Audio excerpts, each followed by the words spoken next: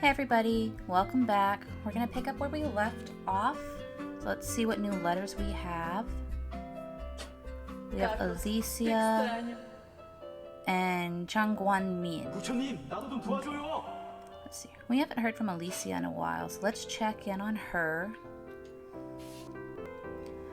Hong Kong was a strange city. It was quite small, but it felt like such a big city.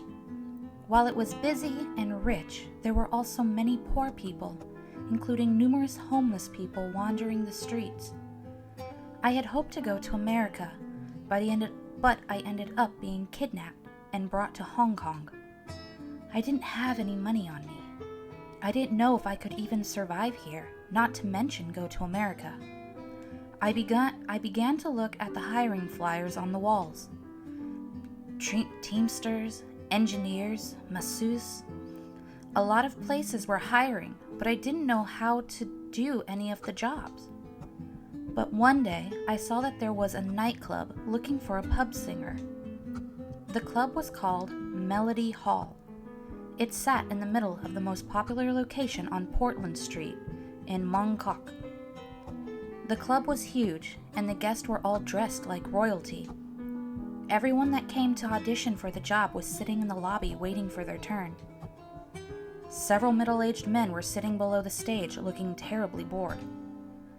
I chose to sing one of my favorite songs when it was my turn. It was a folk song from my hometown. It's called Little Lamb Billy.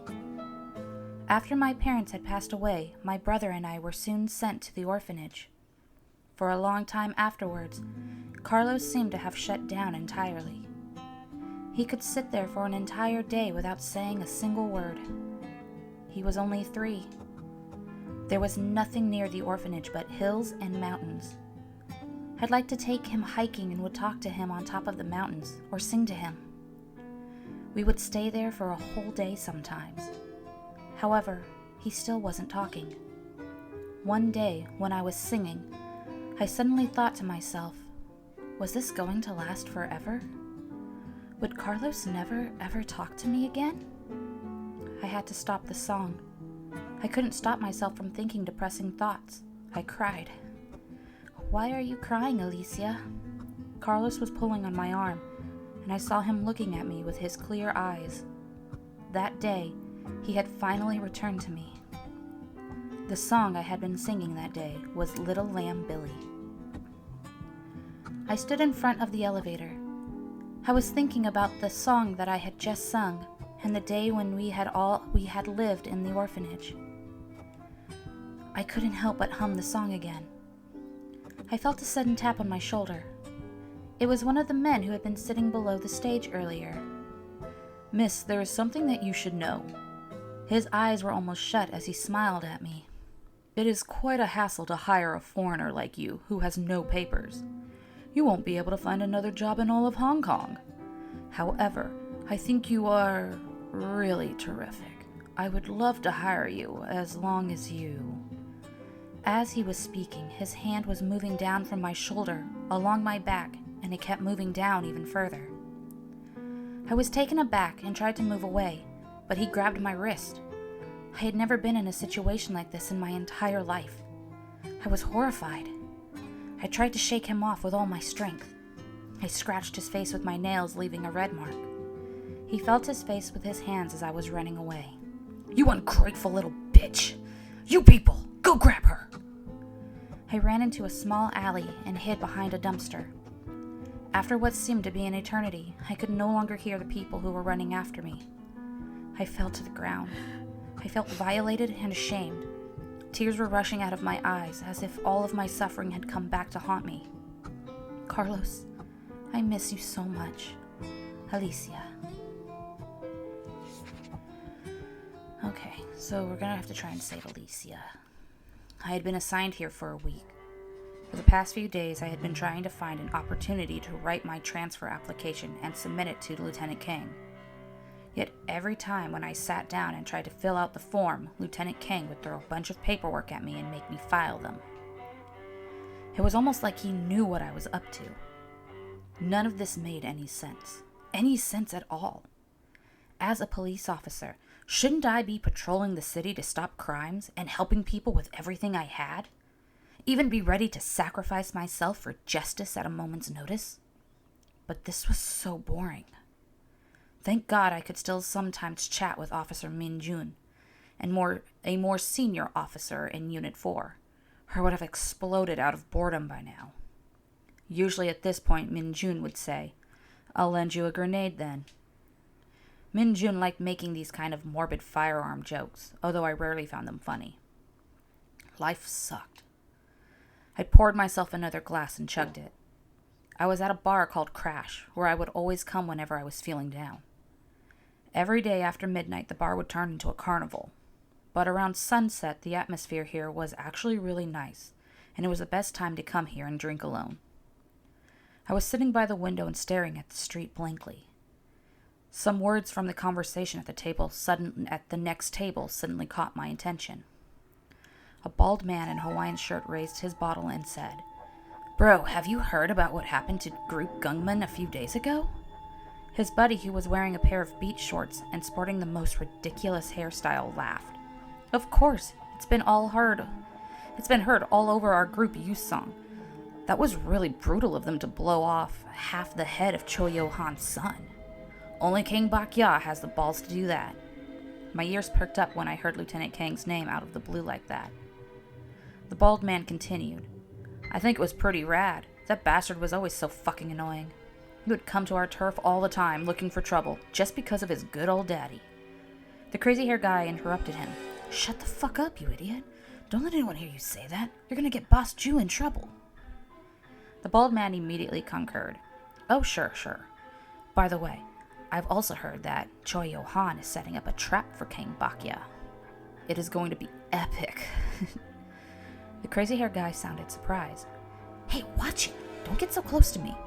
"Wait, what did you mean by setting up a trap?" The bald man explained. "I heard that they had something on King Bakya, and they used it to force him to turn himself over.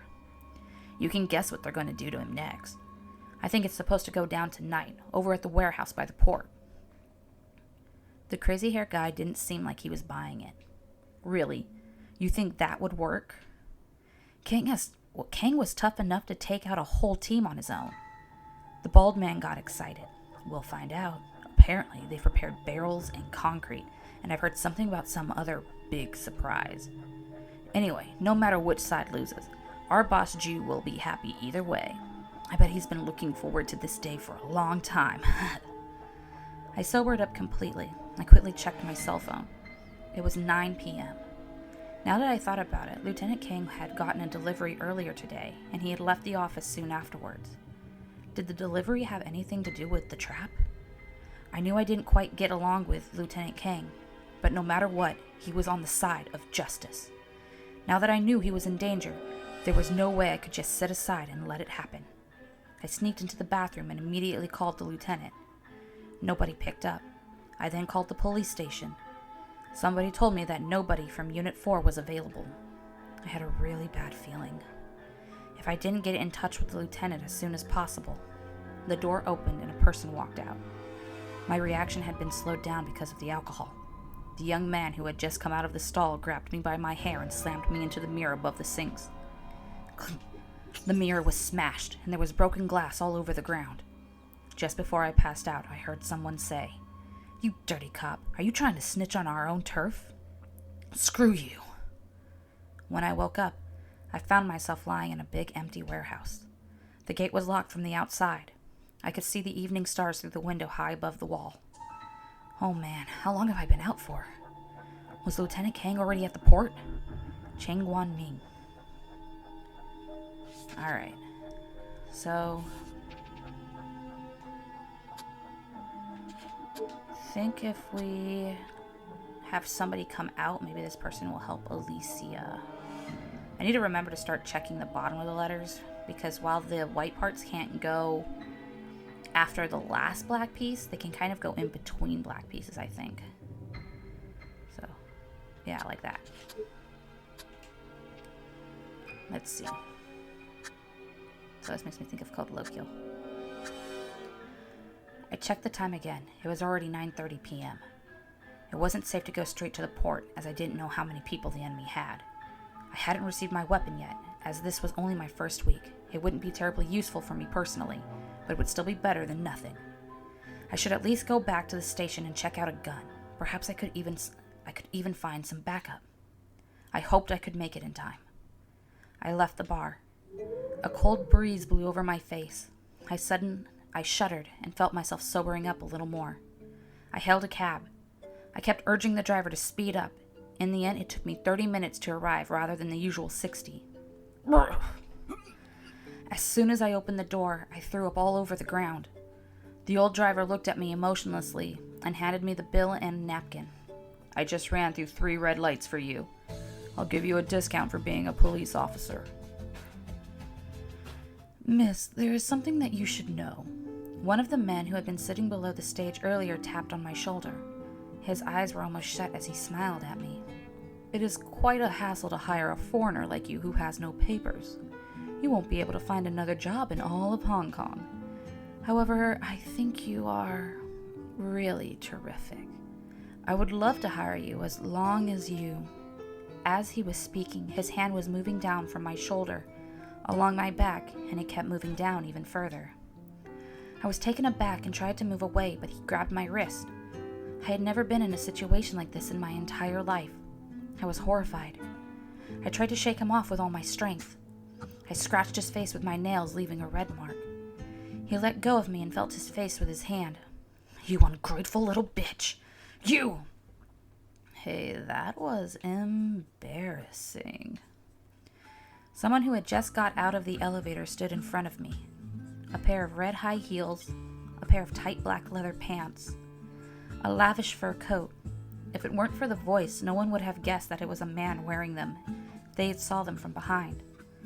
For the manager of Melody Hall to dare do something like this in public, what would your big boss say if he heard about this? Fine, just not my lucky day then. The manager shot me a stern look, turned around and walked back into the lobby. I'm glad I picked a male voice for him. The cross-dressing man turned to me, smiling widely. Hello, pretty little girl. Would you like to go get a drink at my place? Okay, so we got those two.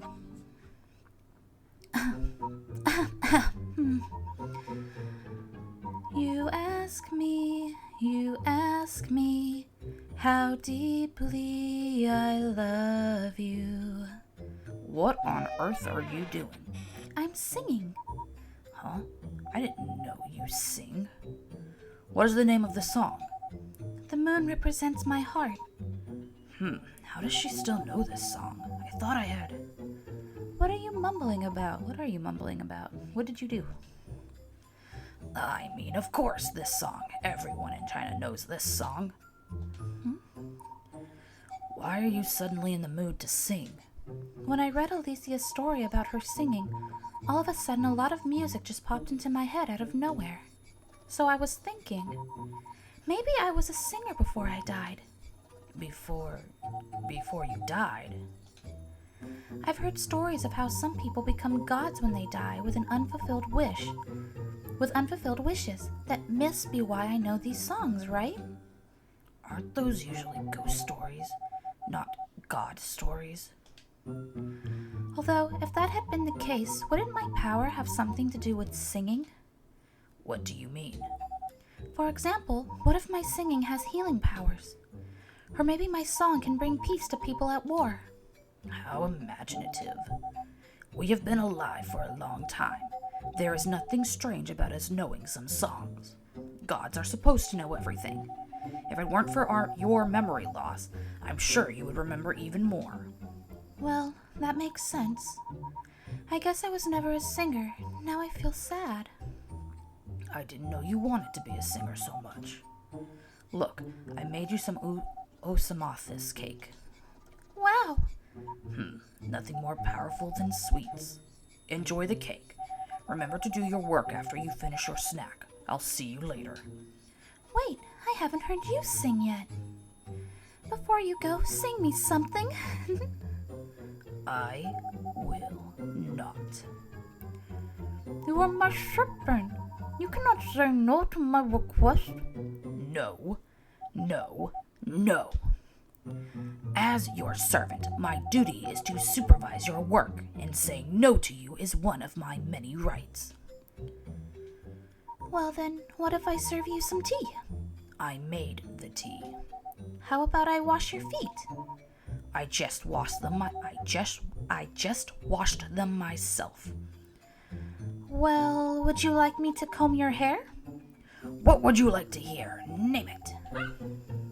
Your face looks almost twisted. It's such a funny little face. Well, let me think. So we can have him sing the same song we were singing, Sweet as Honey, and I Only Care About You. Let's do I Only Care About You. These are all songs of Tressa Tang. Why wouldn't you pick something more exciting, more hardcore?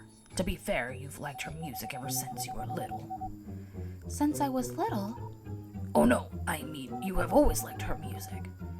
Anyway, I happen to know this one. Listen up, I'm going to sing now. No, what does he mean since she was little? I really hope we get to learn more about these two characters and the world, because it is kind of creepy that the world is all red and snowy. If I never met you, where would I be? My darling, can you hear me? Please don't leave me without you nearby. I no longer feel love in the slightest.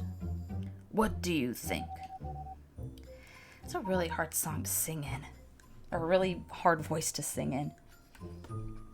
I shouldn't have given him such a hard voice. I've been curious. Why is it that the only sound we make when we talk is a single beep? Oh look, they're self-aware. Even the tone is always the same. Even when we were singing, it was nothing more than some rhythmic beeping. You're only now noticing that? No, I've noticed for a minute. I didn't think you all knew. Well, we are gods after all, not humans. We have our own unique qualities. We should focus on them. Speaking of which, how's work been recently? Oh, it's been going pretty well. My only complaint is that there are so many letters. I've been pulling a lot of all-nighters to finish them. You don't have to work that hard. We are not on the same timeline as the humans. It doesn't really matter to them when we handle their letters. The most important thing about being a god is to enjoy yourself. That's okay. I am enjoying myself. It feels so great to be able to help people. I am really happy. Okay then, as long as you are happy. Oh, by the way, haven't we forgotten about something important? What important thing? Comb? Ah, there are new letters here. I need to start working. I knew it. Aw, poor little puppy. Let's see here. 젠장, 어떻게 이럴 수가? Yamba. Dios, ¿qué hice Yeah. mal? Did we miss any letters from the other? No. Okay. Let's do Jimmy. Okay. Hey, I just noticed that there is a cat on the letter. This is the first time I've ever seen something like this. Oh, this must be a doodle that Jimmy sketched on the letter. If the doodle is very obvious, it might show up on the letters we receive. I did see that on Cheng, the other police officer, I'm forgetting his name at the moment, he had like math problems on his. Like he was like doing a report and stuff and trying to figure out the math. So I wonder why they're just now, maybe because it's in the center. What is it? What is this that he drew? I think it's a cartoon cat called Sir Spotty. It was pretty famous in their world. We also have it in our dictionary. Well, I didn't know he was a painter too. That's impressive. Something like this barely qualifies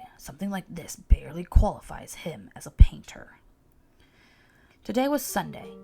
I climbed out of bed a lot earlier than usual. I wanted to try my brand new VR game before Rocky woke up. There were all kinds of games available now. FPS, dancing games, even X-rated ones. The VR gear was the big thing these days, and the good ones were all so expensive. The one I got cost almost 10 grand. If I hadn't told my dad that I was buying this for research purposes, which technically wasn't entirely untrue, there was no way he would have bought it for me. Yeah, no, 10 grand? That is... Who's gonna buy a 10 grand? And it's a helmet, you ASO. You can go get trapped in ASO, I'm not getting trapped. I put the gear on. It was more like a helmet, really. It was quite heavy. However, wow, it did feel quite realistic. It was as if my body had entered the virtual world. I changed my position. That felt so good. I tried all of the tricks that I could. I was exhausted. I took off the gear and realized that Rocky had been up. He was wearing the smart glasses that I had bought a while ago and was looking right in my direction. My eyes widened in shock when I noticed the recording light blinking on the glasses. Rocky, what are you doing? The way you were playing looked too funny, so I decided to keep it for prosperity. Record my ass? The automatic streaming option was on. Wait, what? Streaming? I hurried over to my computer, logged into the streaming website, and checked my channel. Oh my gosh. Everything had been broadcast. There had been over 5 million viewers, and it went straight to the top of the rankings. The commenters had gone berserk. Everyone was screaming, "Pervert! Tent in the pants!" Somebody even said they would dox me. I was so screwed. Jimmy. I hope Jimmy can be a good otaku. He's got to work on some of his stuff. 11 p.m. Warehouse 23, Port of Busan. The warehouse was half full. There was an asphalt barrel in the middle of that. In the middle of it that did not seem to belong there. I walked towards it to check its contents. As I had suspected, it wasn't filled with asphalt. A person had been stuffed inside. It was a very muscular man. He was barely breathing. This morning at work, I had received an express delivery. There was nothing but a photo in the envelope, with a time and location written on its back. The same barrel was in the center of the photo. It was at the exact same spot that I was looking at right now with my own eyes. Then I heard scurrying footsteps near the gate of the warehouse and the clicking sound of guns. Warehouse 23 belonged to the Musang gang. It could not have been more obvious that this was a trap set up for me by Cho Yo-han. Yet I had to come. 20 minutes later, the muscular man and I were tied together, sitting on the ground with our backs against each other. The 2 guards who were in charge of watching us had been waiting for their replacement, but they were so sleepy that they could barely keep their eyes open. It was pretty late, after all. Anyone who had to watch 2 middle-aged men like us would get sleepy. I quietly cut the rope with the razor blade glued to my sleeve while the guards were dozing off. Do all the cops have, like, ninja weapons, or is this just... I'm pretty sure this is just dramatic, but, like, it's kind of funny that they would have him glue a razor blade to his sleeve to use to cut ropes, and the other guy had, like, a homemade grappling hook that he called his, like, tail, if we remember in the earlier videos. Like, it's just the dramatication is just making me laugh. I quietly cut the rope with a razor blade glued to my sleeve while the guards were dozing off. Then I grabbed the Glock 43 that I had hidden in my pant leg and covered it with my palms. After years of police work around here, I knew every single warehouse at this point like it was the back of my hand. All of the warehouses from number 15 to number 25 were large-sized ones. They were usually filled with lots of huge cargo containers. There were some reinforcements outside to distract them. I should be able to defend myself inside, even with only 6 bullets. They were not the only ones waiting for their prey tonight. This was all part of my plan. There was a shoddy clock on the wall of the warehouse. It made a ticking noise every time a hand moved. The hour hand was almost on 12, and the minute hand was 10 minutes away from it. I gave the muscular man a signal in his palm behind my back and waited patiently. I handed the gun to him. Lots of noises were coming from outside of the warehouse. It sounded like a lot of people and cars. At the same moment, the minute hand also hit 12. We both stood up and ran towards the back of the warehouse. However, I didn't expect the muscular man to suddenly trip and fall after only a few steps. His legs were presumably numb and stiff after being cramped up for so long. Those 2 guards were awake now. Multiple gunshots echoed inside the warehouse. They never intended to let us get out of here alive, and there was certainly no reason to hold back anymore. And then I saw holes exploding all over the muscular man's body right in front of me. Fuck you all, you monsters. Bastards, motherfuckers. Go to hell! I turned around and raised my gun. In the chaos, a bullet hit my thigh. Suddenly, all the other bullets still flying in the air seemed to be moving in slow motion. They were so slow that I could even see their rotation and the vapor trails after them. I realized that they had woken up. That he had woken up. When I woke up, I was lying in a cheap motel somewhere. I had changed into some clean clothes. There was a half-eaten sandwich and a glass of orange juice on the nightstand next to my bed. I opened my left fist. As expected, there was a note, with a message that looked like it had been written by a child. These new clothes cost 50,000. I survived, but Choi Yo-han had got what he wanted to, again. I had lost another important person in my life, again. Kang Bak-ya. Okay, so I know we're going to want to change their position.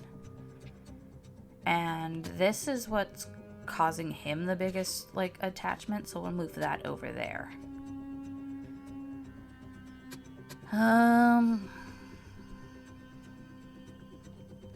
don't know what game he's playing, but let's move this over here and see what happens. Because I think Kang should keep the gun, since he's the one that's trying to, fight off the other guys. And the muscular man kind of got caught, so let's not give him the weapon. And hopefully he gets away too. Hopefully he can just run and hide. Perhaps they were desperate to try to stay awake.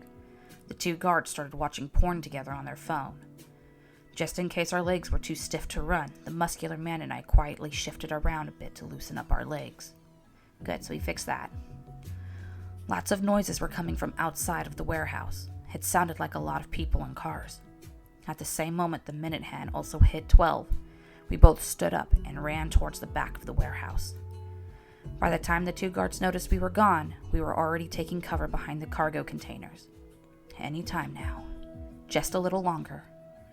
The guard with a gun was walking towards the back of the warehouse, and the other one was behind him. I needed to stall a little longer. I couldn't let them come any closer. I stared at their stretched shadows on the ground. I had the barrel of my gun peeking out from behind the containers.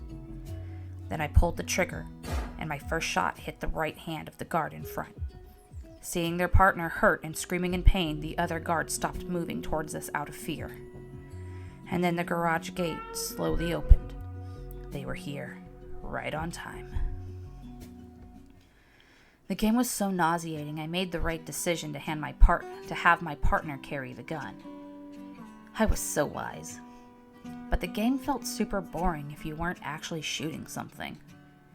I took the 10 grand helmet off and threw it back into the drawer. Yeah, I wouldn't throw anything that was 10 grand. No, I would place that with the most delicate of places upon a velvet pillow with butterfly kiss. Rocky was still snoring in his bed. He had probably stayed up last night again for a soccer game. Never mind him. I was going to head out and roam the streets now. I put on the smart glasses that I had bought a while ago and snuck out of the school into the real 3-dimensional world. Yay, we did it. Okay, kind of curious where Jimmy's going. Okay, let's do Alicia's letter. And then we'll open up the mailbox for the other ones. There was a quiet street in Hong Kong. There was a quieter alley on that quiet street. At the end of the alley, there was a coffee shop with a sign in the shape of a maple leaf. Inside the shop sat its owner, who had a peculiar taste in clothes. at least in the opinion of many. I still vividly remembered the first time I had met him. He was wearing a pair of red high heels, a pair of skin-tight black leather pants, and a lavish fluffy fur coat. He had always told us to call him Mama. He still identified as a man, but preferred dressing as a woman. We all make our choices, and he understood more than most that being different need not lead to loneliness. Mama had saved my life. Not only had he saved me when I was being harassed by a pervert, he even let me work in his coffee shop. And he paid me 3,000 Hong Kong dollars a month. It wasn't much in Hong Kong, but I got to live in the coffee shop so that I could save up most of my salary and send it back to my brother back in Mexico.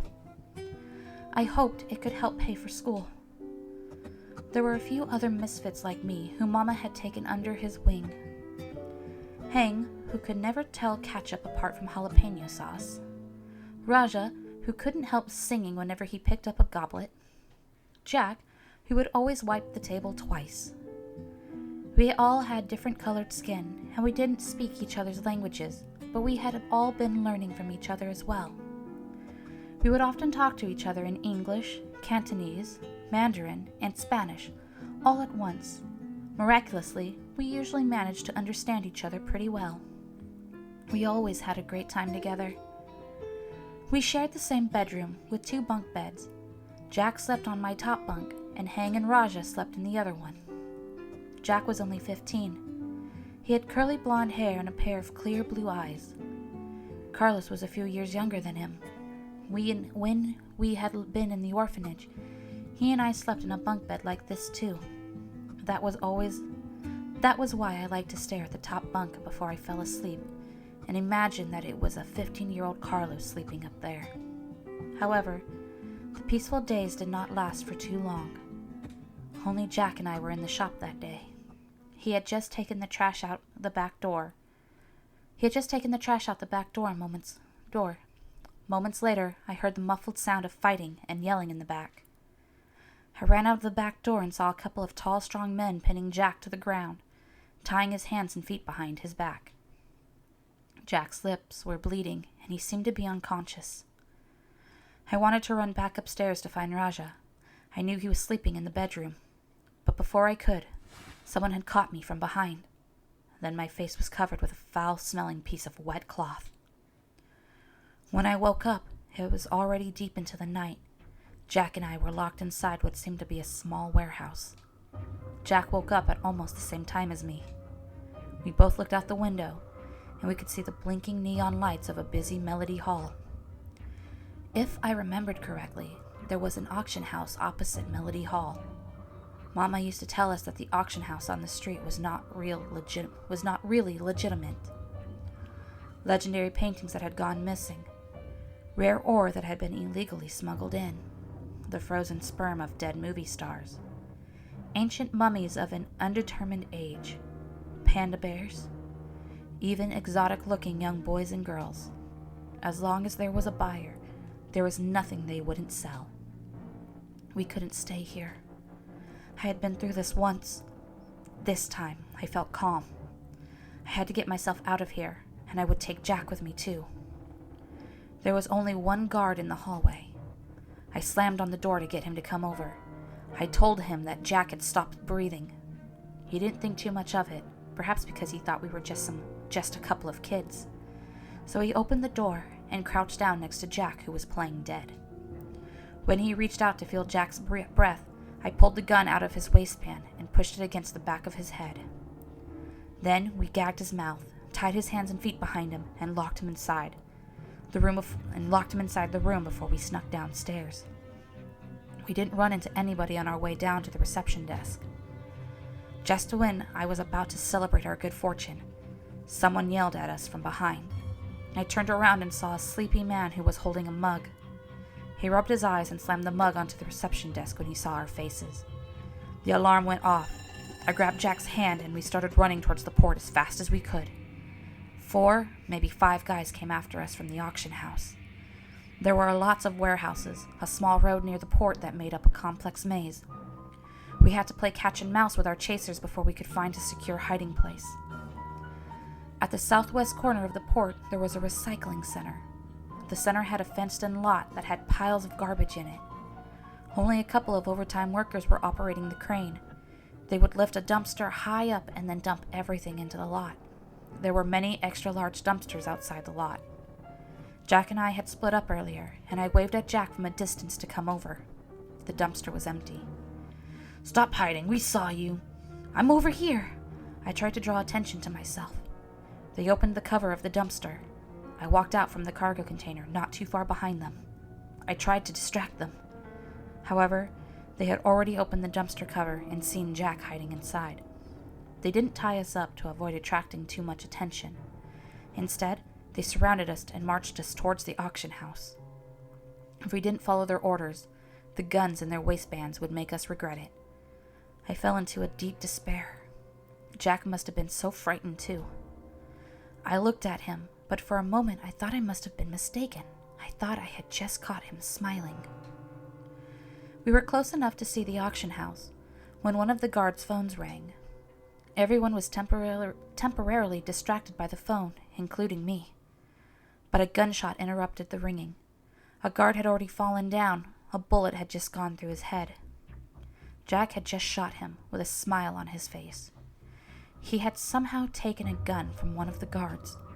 He then turned around and shot the second guard right in his chest. He didn't waste any of the bullets. It was almost like magic. Soon all 5 guards were lying on the ground. Jack looked at me with a casual expression on his face. "Alicia, let's get out of here." I was still in shock at what had just happened, and before I could say okay, I heard another gunshot from farther away, and then a splashing sound nearby. Jack dropped to his knees and then slowly collapsed. Bright red liquid was oozing out from a small hole in the middle of his forehead. The young man with the mug was standing behind us at a distance. Only this time he was carrying a gun instead of a mug. He started walking slowly towards us. I held my hands to my head and dropped to the ground sobbing. Heavenly Father, why on earth would you let this happen to us? What have we done wrong? Alicia.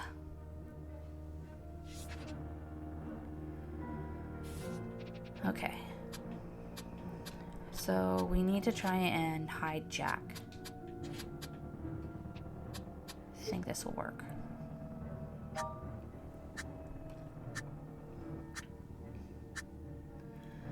I walked out from behind the cargo containers not far away and tried to distract them. However, they had already opened the dumpster cover. "There's no one inside. You fool, go get the girl." They tied me up again and went back to look for Jack for a long time. They couldn't find him anywhere, though. In the end, they decided to just take me back first. On the way, I saw a shadow from the corner of my eye. I looked up. A huge dumpster had been lifted up and emptied onto the lot of the recycling center. I also noticed a small body roll out together with the garbage. None of the guards were aware of it. They never realized the person that they had been looking for was right under their noses. Jack had always reminded me of my brother. I would often change my shift to the same ones as him. Unlike Carlos, Jack never talked too much. However, I would still try to chat with him. After a while, we started to talk more and more with each other, although he rarely mentioned anything about himself. Once, I accidentally saw a horrifying burn scar on his back when he was changing. He must have a story that he didn't want to think about. Another time, I had asked him what he would like to become when he was older. He pondered for a while and said, "A policeman, or maybe a doctor." The look on his face was almost like he had been looking at an ocean of blossoming flowers, and he had been enchanted by the hypnotizing scent of the flowers. The warm summer breeze was kissing his exquisite blonde hair, and the glowing sunlight was shining inside his sky-blue eyes. He almost looked like an angel to me at that moment. I knew he was not just saying that. He had a lot of books. When he wasn't working, he would always be reading in the bedroom. Even when he was on shift, he would sit behind the bar and read when there were not too many customers. He spent all of his earnings on books. Although I didn't think one could be a policeman or a doctor through only self-learning, still, I believed that Jack, my little angel, would be able to do it. because I believed that if he did his best, his dream would come true. Aww. And I am really hoping that Alicia gets saved. Like, I hope Carlos and Alicia manage to find each other. 부처님, 나도 좀 도와줘요. 젠장, 어떻게 이럴 수가? 是不是我做错了什么？ Dios, ¿qué debería hacer? Alright,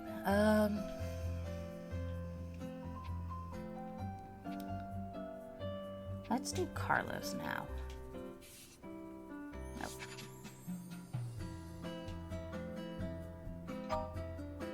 Hit the wrong button.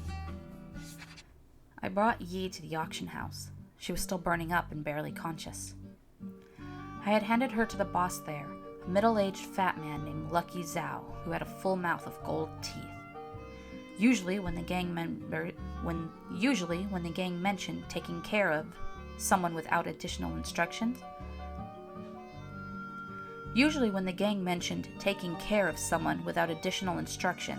it meant to bring the girls to the auction house. Basically, I was only asked to do the legwork. As for the girls who had been taken care of, they had probably all been sold to people abroad. I had heard rumors that besides the legitimate auctions, the house conducted illegal ones in secret too. Oh, I think they're in the same auction house! There were many kinds of outlandish merchandise in this building, and that included humans. Just as I was about to leave, I couldn't control my curiosity anymore. I asked the guy at the front desk, "Hey man, where do these pretty girls get sold to?" The guy put down his stainless steel mug in his hand. "The people brought here by the Black Dragon Gang? Well, those girls are usually just sent to Southeast Asia." Southeast Asia? Why there? Are they sent to be housemaids? Are you stupid or something? Housemaids? Your gang always told us that these girls are to be sent to become human sticks. Human sticks? Have you ever seen a freak show? They have no tongues, eyes, arms, or legs. Oh no. They have nothing but their torsos left, and they're locked in a cage. Oh my god. I almost threw up. Same. This was the first time I had ever heard the phrase human sticks, and I eventually figured out what it meant based on his description. I would rather die than live like that. Oh no, Alicia. As a Catholic, I had always been taught to do good deeds so that I could be absolved of my sins and go to heaven. After joining the gang, I had done many bad things, but I could never be involved in something so evil. No, I couldn't just let Yi suffer like this. Damn it! If only I hadn't brought her here, these people would never willingly let her go now. I had to get her out of here, and then try to explain to Mr. Khan. Hey, I just remembered Mr. Khan wanted me to tell the girl something. Ugh, what for? She's on the 4th floor, make it quick. The front desk guy picked up today's Mingpo newspaper and did not look up again. As I was climbing the stairs, I thought that I heard people crying. Were those the girls that were going to be sold? A strange thought suddenly hit me. Could it be possible that Alicia had also been sold here, just like these unfortunate people? The thought had come out of nowhere, but I felt extremely unsettled. Yi had been locked in a room at the end of the 4th floor. The guard had stepped away for a moment. His entire body had been burning up. I woke her up and helped her into my own clothes, shorts and shoes. I kept reminding her to be careful while we snuck out of the building. Poor girl. With a fever like this, she would probably die on the way to Southeast Asia if I didn't help her. I thought she was ready to go, when she turned around and hugged me. Did I forget something? Oh, right! I pulled the brim hat on my head off and put it on her almost bald head, which had been shaved by Mr. Khan. It was a real shame that he had done that to her. She looked real pretty with her long hair. Yi tried her best, got herself together, and left the room. Well, now was the difficult part. The auction house was quite big. Not only would it take a while to exit the building, even if she got out, the guards could easily catch up to her while she was still nearby. I had to get her more time to escape. I scoured the room. I couldn't find anything I could wear. Nothing but a long wig. I had never seen a wig before. I found it a little amusing. But there weren't any clothes. I couldn't just be naked, could I? I picked up her dress. The dress ripped in the back. I sat down with my back towards the door. I loosened the hair and let it down. I sat down with nothing but my boxer shorts on. I tried my best to keep calm. There was no other way. The dress ripped apart the moment I tried to put my legs in. Why did I even try it? I knew it wouldn't fit. I should have kept it intact. I should have kept it intact as a memento. What an idiot I was. I heard footsteps getting closer and closer to the door. I swallowed nervously. I saw the guard's shocked expression through the small window on the door. I heard him scream. Then I heard the alarms. Yi had not been able to leave the building yet, and she was soon brought back. I was thrown out onto the street with nothing but my boxer shorts. Damn it! I couldn't just do nothing and let Yi be sent to a living hell. Lord, please guide me. Carlos. Okay. Oh, hey, it's our girl, Li Wen. The simulation exam was right around the corner. Everyone was busy preparing for it today. Mr. Wen hadn't mentioned anything about canceling the class. However, besides, I was still his assistant to the art class, so I went along. However, the room was empty. There was no one there, not even Mr. Wen. I felt a little disappointed. Just when I was wondering whether I should go back and study for the exam. Sit down, time for class. Mr. Wen walked past me, took off his coat, and laid it on the back of a chair near me. Why are you the only one here? It's the simulation exams tomorrow. Everyone is freaking out about them. I grabbed a chair and sat down. Mr. Wen seemed a little unhappy. Was he going to cancel the class today? I suppose that I should get ready to go back and study too. What would you like to draw today? Mr. Wen abruptly asked. What would I like to draw? It surprised me that I was hearing this question coming out of his mouth. Something more difficult. I said, hoping that it would make me appear more motivated. Then draw me. But you would have to pose for a long time. That is too much for me to ask. I honestly didn't want to do that. If I messed it up, when I messed it up, he was going to tear me, not the drawing, into pieces.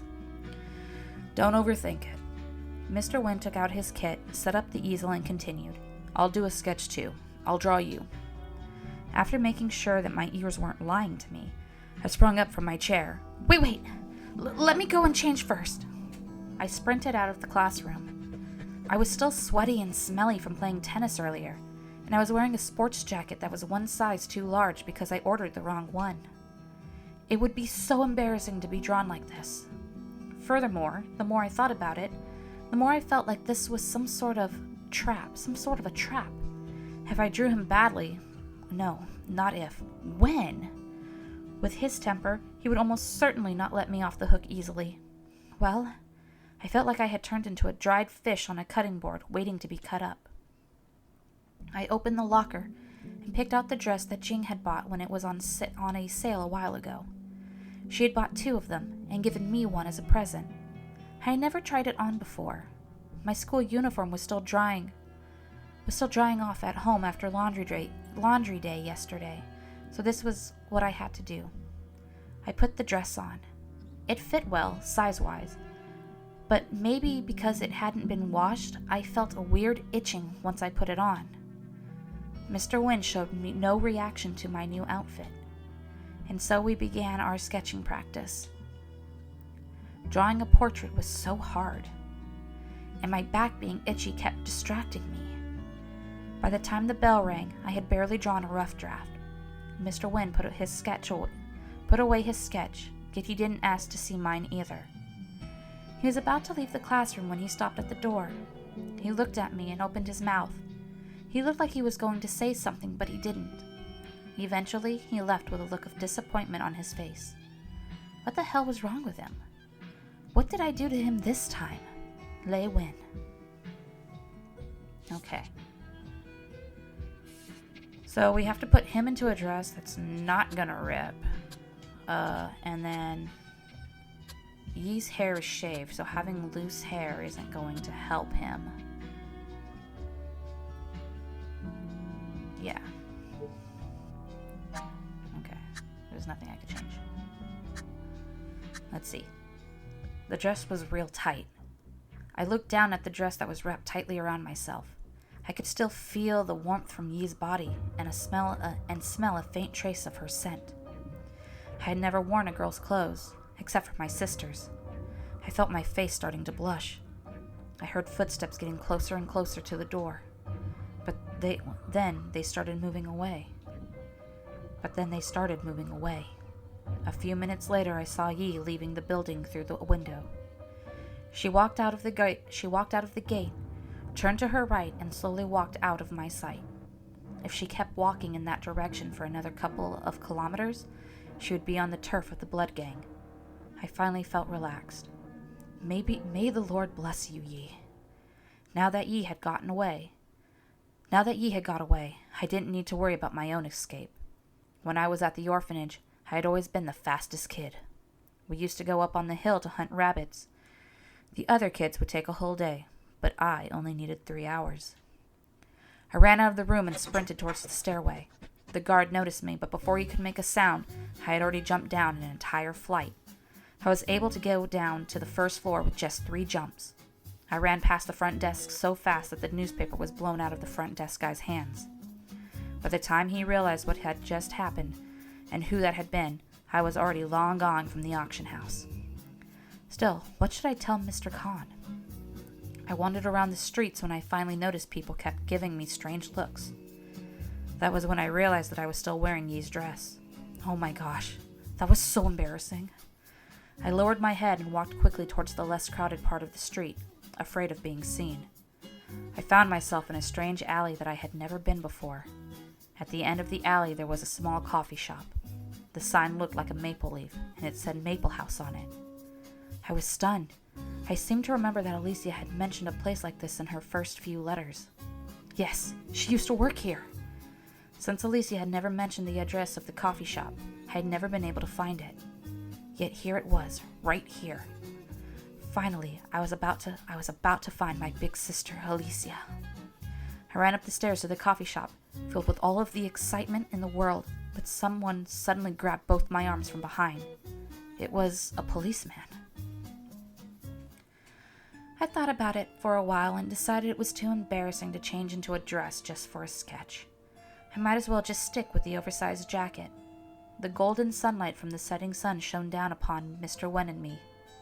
It felt warm, but not too warm. Mr. Wen's sketch paper rustled lightly in the breeze, as did his hair. He looked so focused that I had found myself staring at him without even realizing it. Mr. Wen looked up. Our eyes met silently. When I finally came to my senses and lowered my head, my heart had skipped a few beats.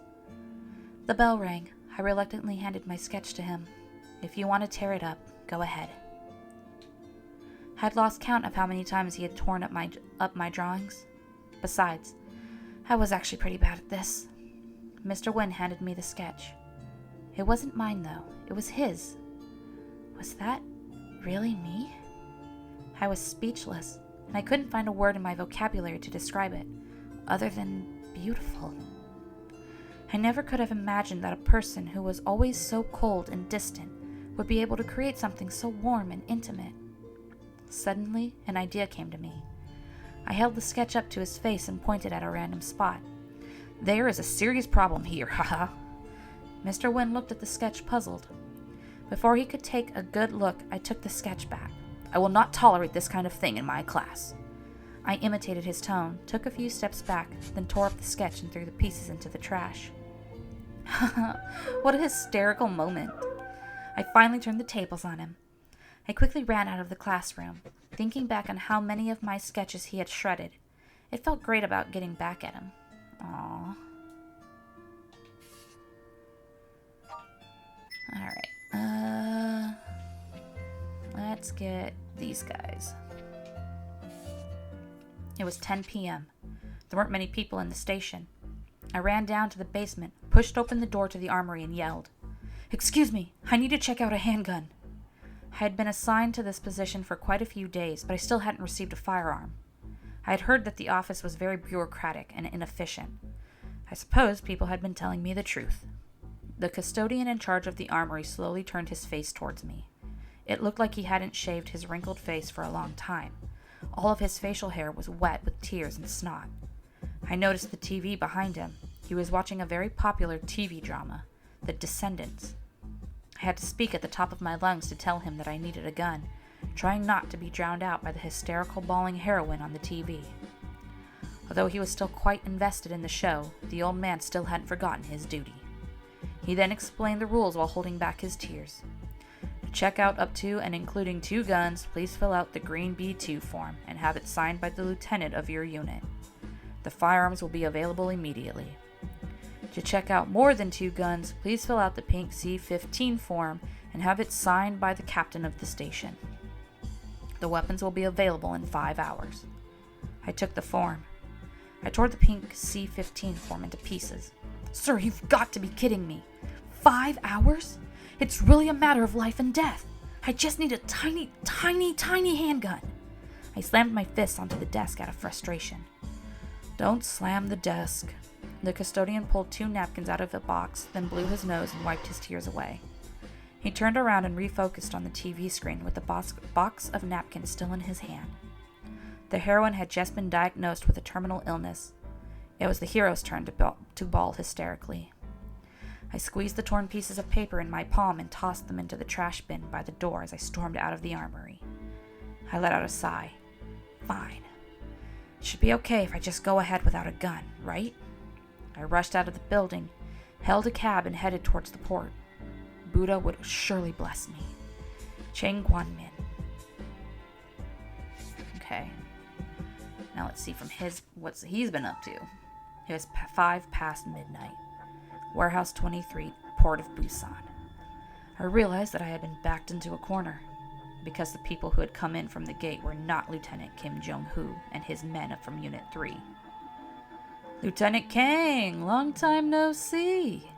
He was my old rival, the leader of the Gungmon group, of the Musang gang, Choi Yo-han. The drug cases around this area had always been handled by Unit 1 and my Unit 4. Drug smuggling was one of the many sources of income for the Musang gang, so Choi and I had handled plenty of deals with each other. Long time no see. I did see your son a week ago. He looked pretty good. Oh, by the way, heard that you've been in a bad mood recently. Would you like me to get you some antidepressants? That won't be necessary. But you were right. I haven't been doing too well. That's why I bought myself some new toys to cheer myself up. I want you to share the fun with me, Lieutenant Kang. Everything went quiet for a brief moment. Suddenly, a loud orchestra of metallic noise erupted in the warehouse. I could see that the containers were riddled with bullet holes. There was even rice pouring out from some of them. An Mi-34. To Choi Yo-han, that was indeed impressive. He was my son. My lovely son, and you fucking blew off half of his head. Today, I'll blow your entire body into fucking smithereens. I crouched on the ground and covered my head with my hands. My Glock 43 had run out of ammunition. My Glock 43 had run out of ammo earlier. This couldn't get any worse. There was a toy gun on the ground. Where did the toy gun come from? A toy gun against an Mi-34?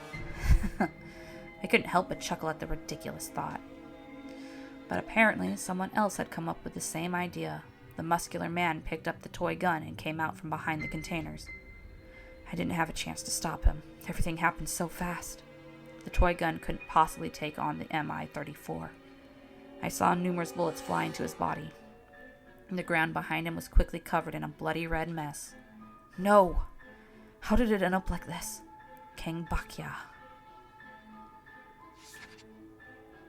Okay. Ooh, not fun. So, none of these pieces look like they can go over here. This is a 2. Oh. Okay, so we have to have it after 2. Let's see if we put it down here, though. Yeah, so we can put it down here. And let's see what we get. Do we... Oh, cool. We changed his fate, too. All right. I felt blood rushing to my head, and I picked up the gun. Then I turned back to the armory and slammed it on the desk. I dropped to the ground on my knees. Sir, I have to tell you something. Becoming a police officer has always been my dream, ever since I was a kid. I've always thought that one day when I finally became a police officer, I would be able to defend justice and help people who were in need. Even though Lieutenant King has a lousy temper, loves smoking, is often mean to me, always has me doing paperwork, and likes junk food, but as a police officer, a defender of justice, I can't just let him be in danger without doing anything. And sir, if you don't loan me a gun now, it will all be too late. The custodian turned his face back again, looked at the top half of my head behind the desk. While tears were welling up in my eyes, it was nothing compared to the river coming down his face. Silence. I stood back up and dusted off my pants. Well, I tried. Wait. The custodian wiped his face clean and put on his jacket. I can't break the rules and loan you a gun. However, I'll come with you. Oh, by the way, bring this along too. The custodian staff stuffed a toy gun into my hand. A toy gun? Are you kidding me right now? However, the old man seemed deadly serious, so I tucked the gun into my waistband. Still, as a rookie cop, all I had right now was a toy gun and the custodian of the checkout counter of the armory. I was beginning to feel uncertain about this rescue mission. The Mi-34 abruptly stopped firing.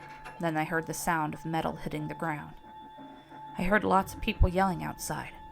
I peeked out and saw that Choi Yo-han was lying on the ground unconscious. His lackeys were completely frantic and running around hysterically. I didn't know what exactly had just happened, but it was my only opportunity. I charged into the crowd and took a gun from one of the mobsters. However, even with a weapon, I was still outnumbered. Just when I was about to be swamped, I saw a shadow running behind those bastards.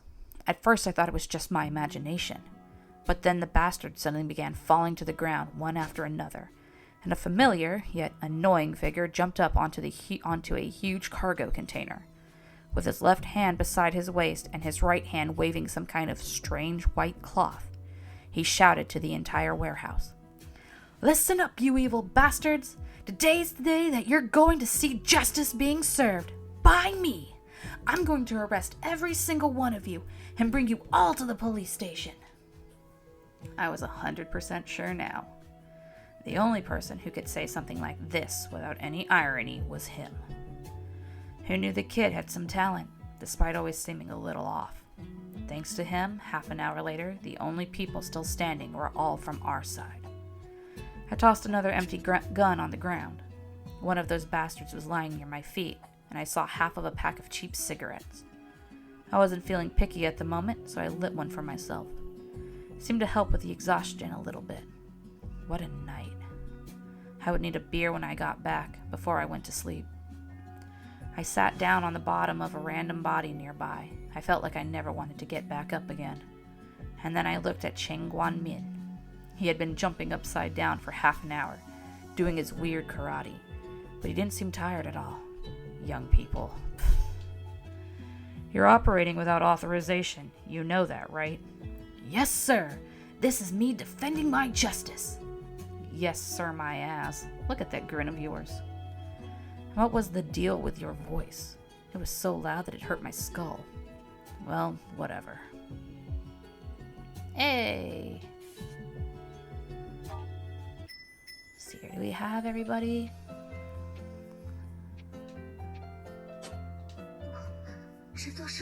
Dios, ¿qué hice mal?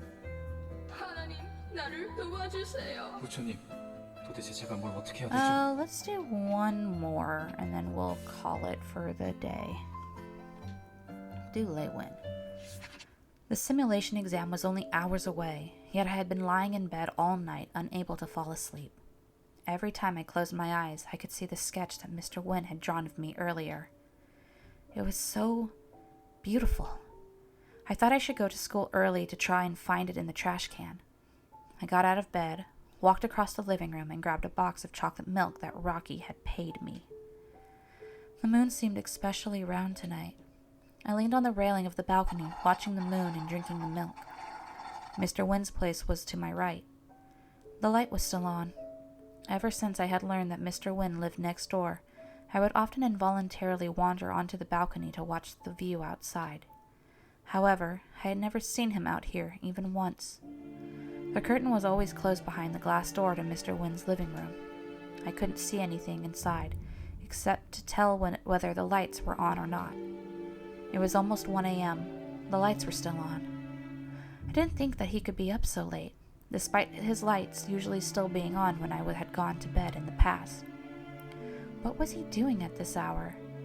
It couldn't be because of what had happened earlier today. Ugh, it had been only a joke. I suppose that I should go and apologize tomorrow. I suddenly heard a muffled sound. Then I noticed that his curtain moved slightly, and I saw a hand appear at the bottom of the glass door. It was Mr. Wynn's hand. Murder? Shut up, what was I thinking? I immediately called for an ambulance while I knocked on his door, but nobody responded. No one answered the phone in the manager's office either.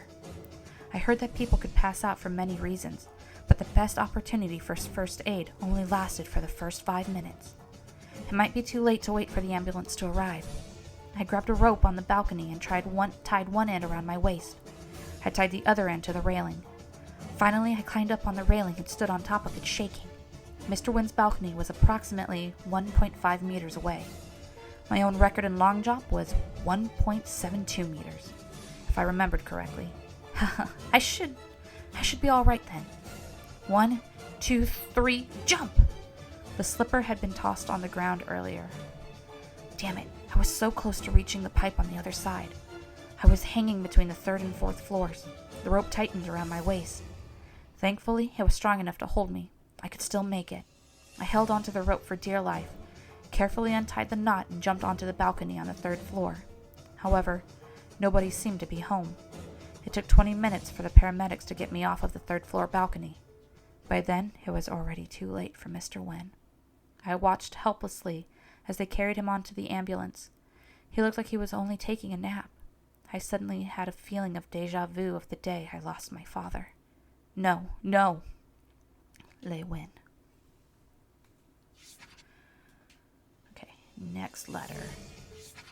If someone asked me what I wanted the most at that exact moment, I would say freedom. As for the thing I wanted second most, I would say death. 2 months ago, a short and skinny old man had bought me from a human trafficking auction house and brought me back to his mansion. At first, I thought he was just like most of the other buyers, who had only been looking for some exotic playthings. But I soon found out that he was much more frightening. His name was Moni Jie, an infamous local millionaire in Hong Kong. On the surface, he was the owner of a chemical plant, making his bucks from pharmaceutical research and development. But behind the scenes, he had been conducting drug tests on humans, and the tests were not just limited to medical drugs, but also experimental ones that were developed solely for the gangs, some of which were even from abroad. What he had spent in buying us was nothing compared to the profits he could make off of us. All of his test subjects were people he had purchased from the auction house. None of us had any legal status. Therefore, nobody would care who we were or where we had gone. It was like we had evaporated from the face of the earth. There were both men and women among us. Sometimes the women might get a little lucky compared to the men. If the girls were willing to become a concubine, they could be spared the fate of trying the more dangerous drugs. Rose had been one of the concubines. She had still died, though. I heard she had OD'd. After her death, her body was taken away like everyone else before her. She just disappeared without a trace. I would rather die from poison than become another Rose. To the people who had made the same choice as I, were allocated inside the dungeon, were all locked inside the dungeon. They had tied our hands and feet to the bedpost with our limbs spread out unnaturally. Everyone had been tied down in a separate room. However, the air ducts in the room were all connected. The air was filled with the smell of rotting flesh and death. Every few minutes I could hear horrifying screams coming from the distance. I endured a fever for the last couple of days. I heard them saying that the drug they had been giving me was defective, and if my fever didn't come down soon, I would die. To be sure that they could extract as much profit out of me as they could, they had assigned a new doctor. He had been checking up on me every day. This doctor seemed more bookish. He might be a good man. In my haze, I tried to talk to him. He never responded, so I kept talking to myself. After setting up my IV drip, the doctor hung the bottle of medicine on a makeshift pole that had been made out of a rusty water pipe. Then his phone rang. He walked to the hallway outside and half closed the door. His medicine kit was near my pillow. There were 2 bottles in the corner of the kit. One with sleeping pills, one with poison. The doctor was still answering the phone outside. The day had finally come. If I could just grab that bottle, I could carry out the plan I had in my mind for a long time. The rope was loose. I grabbed the pipe firmly. I wiggled my left hand out of the loosened rope and reached for the kit. I grabbed the bottle closer to my left hand, the sleeping pills. I twisted the cap off with my left hand and poured the entire bottle into my mouth. It was so painful. Then I lifted the pipe and smashed it down on my own head. I could finally end this life in hell. Carlos, I'm sorry. Your Alicia can't take care of you anymore. Goodbye forever, Carlos. I didn't know how long had passed. I was so surprised when I woke up. I had an oxygen mask on my face and IV tubes inserted into my arms. Some familiar guards and doctors were standing next to the bed. They had tied my hands and feet to the bedpost. The air was still filled with that rotten smell. I closed my eyes in desperation. Heavenly Father, what had I done wrong? Alicia. Okay. So, these 2 can't go on that side.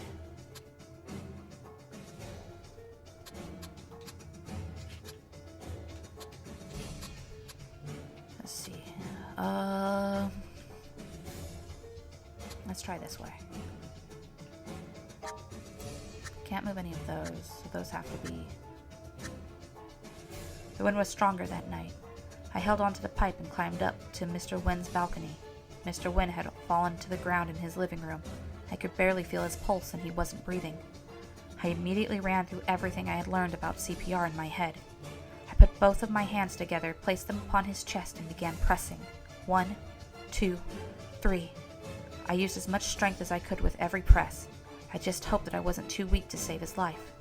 After 30 presses, Mr. Nguyen showed no signs of waking up, and he was still not breathing. I lifted his chin up and started doing mouth-to-mouth to him. 2 sets of mouth-to-mouth, followed by 30 presses on his chest. I kept repeating this routine. Mr. Nguyen's forehead was covered in tiny drops of sweat.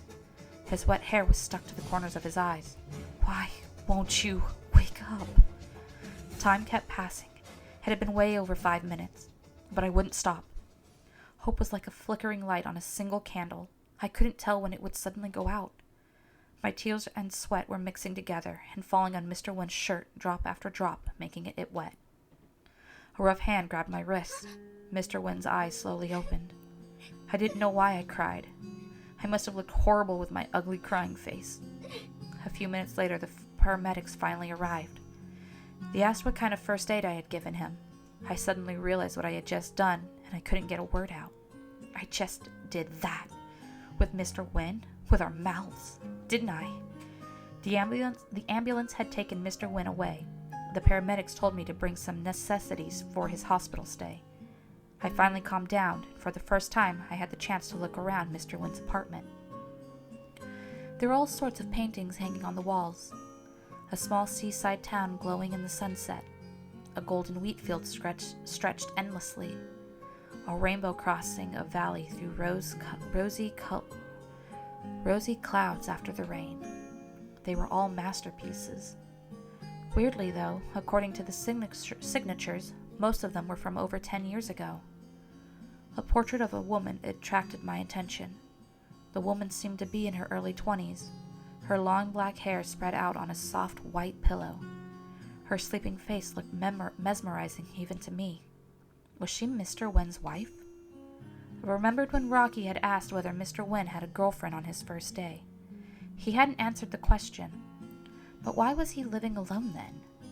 Right. I should be collecting necessities for Mr. Nguyen. Speaking of which, what did one need for a hospital stay anyway? Pajamas, underwear, toothbrush, toothpaste, towel, slippers, razors, face wash, napkins. I scoured the kitchen and the bathroom thoroughly. The only door left had to be the door to the bedroom. I should be able to find a change of clothes in it. I pushed the door open. To my surprise, what was behind the door looked exactly like what had often appeared in my dreams. It was a graveyard of paintings, torn apart, painted over, pieces so small that they were completely unrecognizable. The remains of various paintings nearly completed filled the room. In a corner of the room, some blankets lay on the floor with some clothes folded on top of them. Was this where Mr. Wen usually spent the night? The room made me feel nothing but sadness and utter despair. They were so much alike, Mr. Wen and he. I wiggled my left hand out of the loosened ropes and reached for the kit. I grabbed the bottle closer to my left hand, the sleeping pills. It was almost the size of half of my palm. I needed to hide it somewhere. I saw the slipper that I had dropped yesterday when I was having a seizure. It was close enough for me to reach it. The doctor came back from his phone call. I was still lying on the bed, all spread out, and with my eyes closed, mumbling quietly to myself. Just as he had left me, he felt my forehead with his hand, fiddling with the IV a bit, closed his kit, and left. I opened my eyes when I heard the door close. The bottle of sleeping pills was still safely hidden inside the slipper. I know that as long as I do my best, my dream will come true.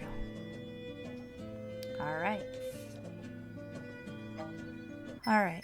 We're going to end it here. We'll pick up next time with Cheng Guanming and Park Sung-gok, and we'll see what other letters we have. Thanks for playing with me, everybody, and we'll see you soon. Bye!